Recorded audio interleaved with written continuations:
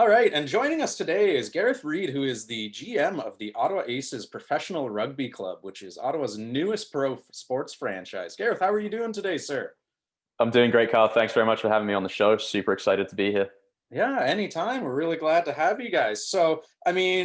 Rugby is a sport that's been around forever, but in the Canadian market, at least, it is relatively new and sort of just gaining some momentum there. So, for those that are listening that might not be familiar with sort of the league that you guys are playing in and the format and all that, what's sort of the Coles Notes version of the Ottawa Aces in a nutshell? Sure, absolutely. So, like you said, newest sort of professional rugby team here in Canada. Super excited to be here and part of the fabric of the sporting landscape.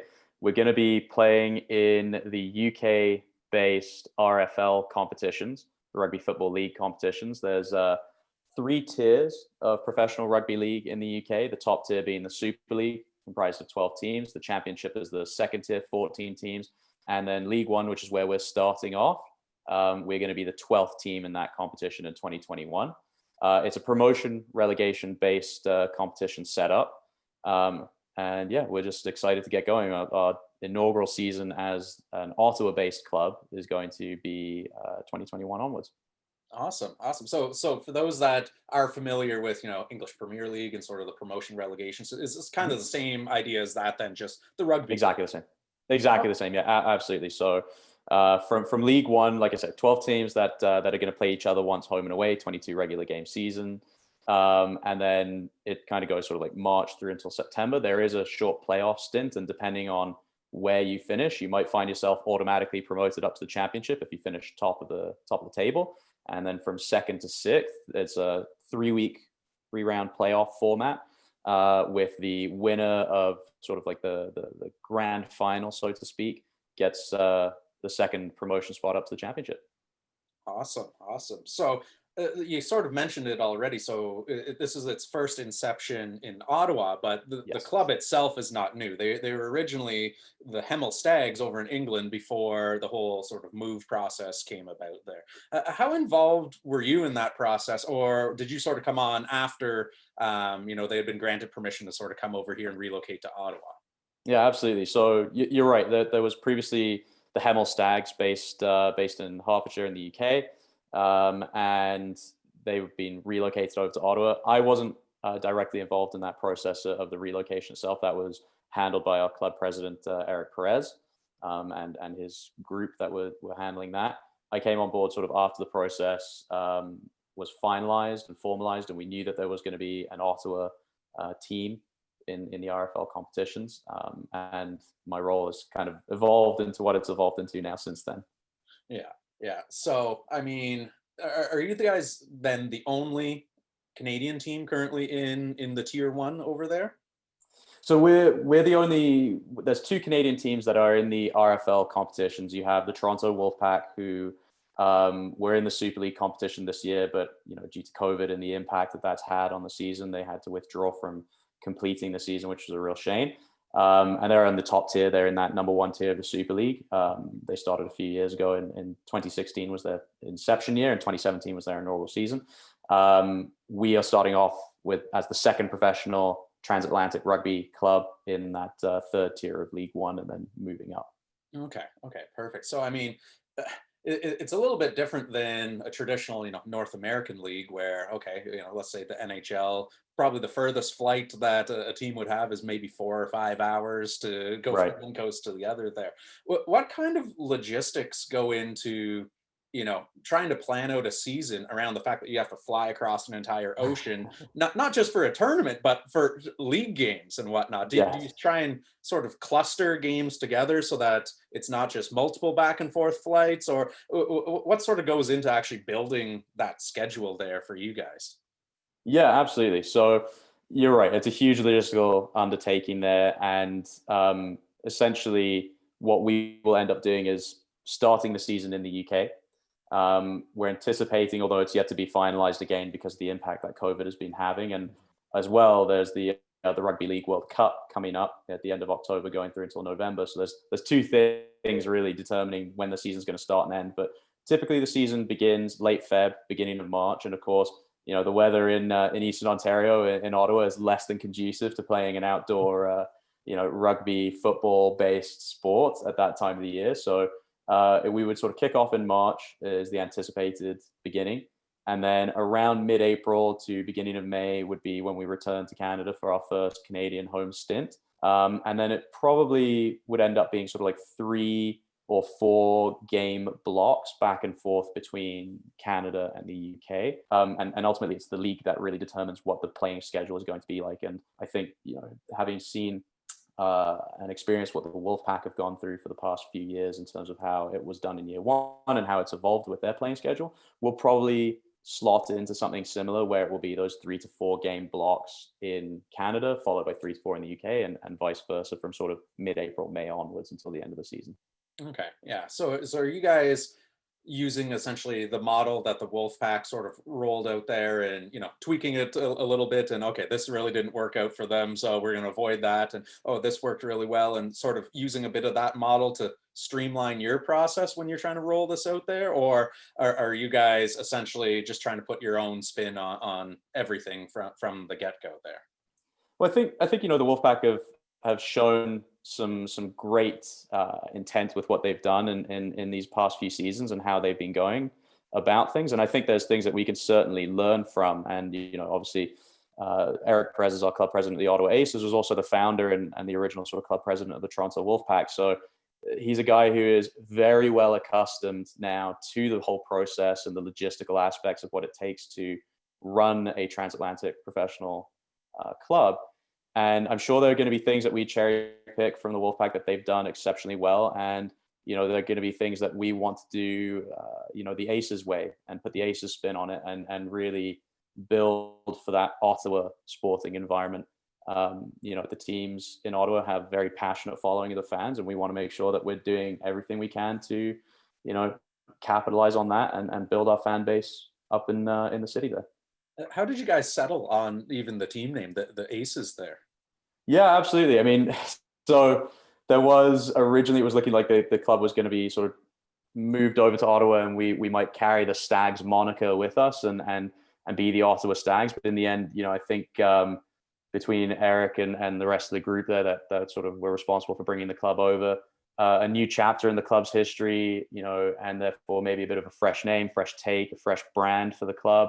And there was a long list. I did see it some time ago, and I believe there was probably about a dozen different names that were up in the air that we could have considered there. But I think we've landed on a great name there for the club. The Ottawa Aces has a nice ring to it, first and foremost, I think. But by very definition, what is an ace? An ace is a person who excels at something. They're first or of high rank and quality, and we want to be known as a club for playing that exciting, free-flowing, top quality and winning brand of rugby in Ottawa, something that's going to excite the fans and really compel them to come back, not just come once, but come back and bring friends, bring family, and say, look, this is something that you got to see, because if you witness it, it's amazing. And the other part of it as well was, we've got a lot of great history here in Canada.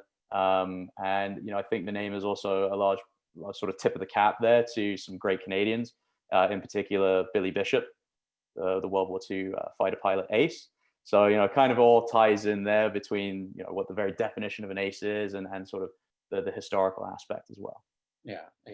So I mean, obviously, logistically, lots of things to overcome there as well too. But at the end of the day, you guys still need to build a roster and everything, right? So Absolutely. how hard has it been trying to get contracts done and signings and scouting and all of that, given the state of the world right now? And leagues are disrupted left, right, and center, so you're probably not seeing people in person quite as much as you'd like to. What kind of an effect has COVID had just on actually fielding a team for you guys for this upcoming season?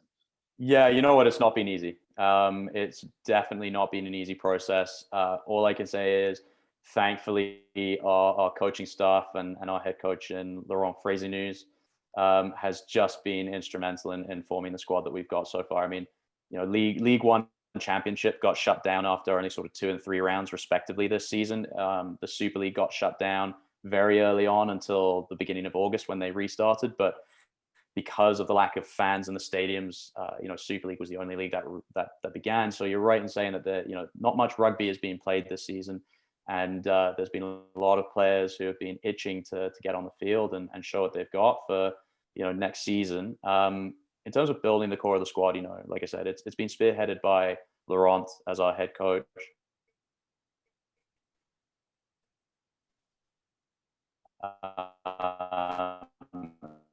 And he's got great support over in the UK with the rest of the guys over there. Well, so of all the professionals that are out there that we could have signed, I'm sure that a lot more than we've been able to sign so far have been super interested in seeing what this project has to hold. So we've not had a shortage, thankfully, of interest from prospective athletes. And then just having Laurent as our head coach and the rest of the team over in the UK behind him in support has made it, probably a lot less painless than it otherwise would be through COVID. To date, all of our recruitment has been, experienced, talented, and younger players from the UK and France. And, they're going to form the core of the squad from which we intend to build and grow from. It has been a lengthy process, and we're not done yet. We've got 18 guys that we've officially announced so far for the upcoming season, and there's going to be a few more in the coming weeks, I'm sure of that we'll be announcing. We also do want to have that Canadian contingent, that Canadian element to the squad. We are committed to finding those Canadians, those young, hungry, talented athletes that we can bring on board and hopefully develop long-term with the squad. So as we grow from League One to Championship to Super League, these are guys that we're hoping can be with us for the long term and show their capabilities at the highest level. The difficulty has been obviously over here with all the COVID lockdowns and the shutdowns, sport being completely essentially wiped off the map for the year of 2020. We haven't been able to recruit the Canadians that we've wanted to as of yet. Part of that process was we were going to be hosting an elite level open tryout combine, if you will, up in Ottawa there, but just with COVID, we haven't been able to run that as we would have wanted to, and it's just not the responsible thing to do at this point of time. So we're having to take a bit more of a long-term view and a long-term approach to it, but I'm sure that it's going to be one that pays dividends in the long term. Yeah. And, so much is still up in the air there. You said you've announced 18 guys already. In an ideal world, how many more do you think you're going to be taking to sort of fill out the roster? And do you take anything into consideration this year, given the fact that, if, a couple roster players maybe get sick or something like that, they need to get quarantined for long periods of time. Do you take more people this year than you normally would in a given year? Or are there roster limits that the league has essentially imposed that no matter what, there's a cap type thing? So to the last part there, I'm not aware of any caps to roster spots in for 2021 and beyond. Truthfully, most squads in sort of League One Championship level, you're looking at between sort of 27 to 30 players on a roster. And in the Super League level, you're looking at really sort of like a minimum of 30 up to sort of 35 plus. The reality of our situation with the logistics that we face, the travel going back and forth, it looks like we're probably going to have a squad of somewhere between sort of 23 to 25 players overall, which is a little bit on the thin side. But we're not anticipating too much trouble with that because there is the ability, thankfully, to do what's called sort of dual registration and a loan process for players as well. So not that we want to rely on it heavily, and I don't think that we're going to be in a position where we need to rely on that sort of a situation. But there is the ability next season to bring on and form those partnerships with like a Super League club or a Championship club that has an excess and abundance of players that we might be able to draw on from time to time. I'm anticipating that our squad for the season ahead is probably going to be somewhere between sort of 23 and 25 players full time, and we'll take it from there. We're able to sort of adjust on the fly as needed, but we're going to have a stellar squad. So 18 guys signed right now, like I said. and there'll be a few more coming in the next few weeks. I'm pretty sure of that. Yeah. Yeah. So flipping the script to sort of the fan side there, for anyone who's seen, whether it's a Wolfpack game or, even Super League or Rugby World Cup or anything like that, it's a very lively atmosphere, and, people that are into it really get into it, right? Absolutely. So for sort of a first-time fan or the casual fan there, what kind of experience can they expect at TD Place for the upcoming season? What kind of atmosphere are you guys trying to create? Yeah, absolutely. In short, I think we hope that anyone who comes to watch the Aces are going to leave, like I said earlier, feeling compelled to come back. That's the kind of atmosphere we're trying to develop here. Is something that is going to compel people to come back. And I think first and foremost, it starts with the product on the field. Having that exciting, free-flowing, attacking brand of rugby that our head coach Laurent wants the squad to play is going to excite and tantalize the squad and tantalize the fans as well into wanting to come back. And then, part of that is we need to create a family-friendly environment and atmosphere there, something where I think fans can, get up close and personal, so to speak, obviously within the realms of COVID, with the players and actually develop that connection with them. I think too often in professional sports and not just in North America and Canada, but across the world, too often I think our sporting heroes are just not accessible, to a team's fan base. And, this is a paradigm that we want to break down. We want to make sure that we have that connection to our fans, and that they feel connected to the squad, that they're part of it, because it's not just the 13 men on the field and the 4 guys on the bench. It's the thousands of people in attendance as well that build that atmosphere. And I'm confident that with the sporting fans that we know exist in Ottawa, as passionate as they are, that this is something that they can get behind. So I think it's going to be family friendly, entertaining, exciting. Pick your adjectives here. It could be all of them, and we ultimately want to compel these fans to come back time and time again.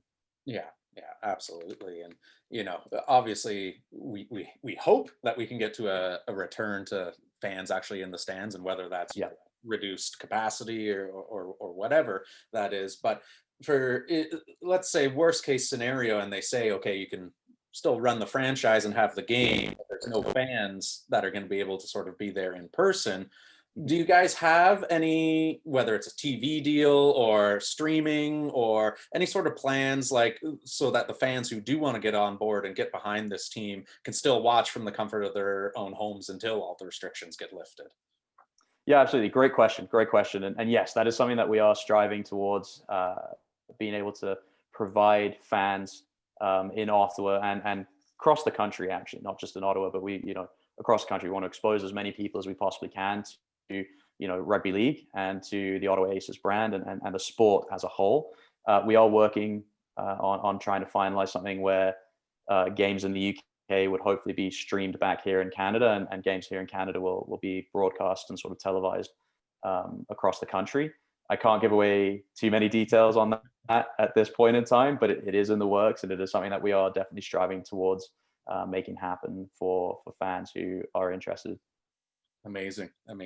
And just in general there, if people are curious about whether it's learning more about the club or possible ticket information, or even just, going out there and getting some Aces swag or whatever, where can people find you? Where can people get more information about the club and the brand?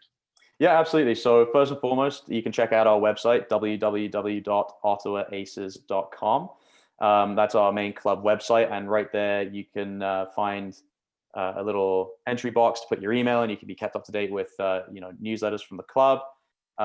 You can also sort of purchase, as it were, and put your deposit down on 2020 season tickets. It's a fully refundable $50 deposit that you can put down there and show your support. If you're on the other social media platforms as well, Instagram, Twitter, Facebook, you can find us on all those places. Instagram and Twitter, we are at Ottawa Aces. And Facebook, I believe if you just search for, Ottawa Aces Rugby Club, you should be able to find us and find the official page without too much difficulty there.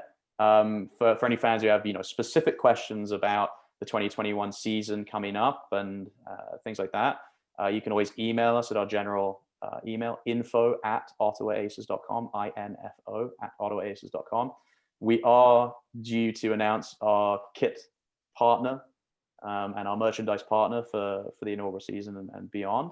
And that should be announcing soon. And once that announces, there will be an initial release of merchandise that is made available.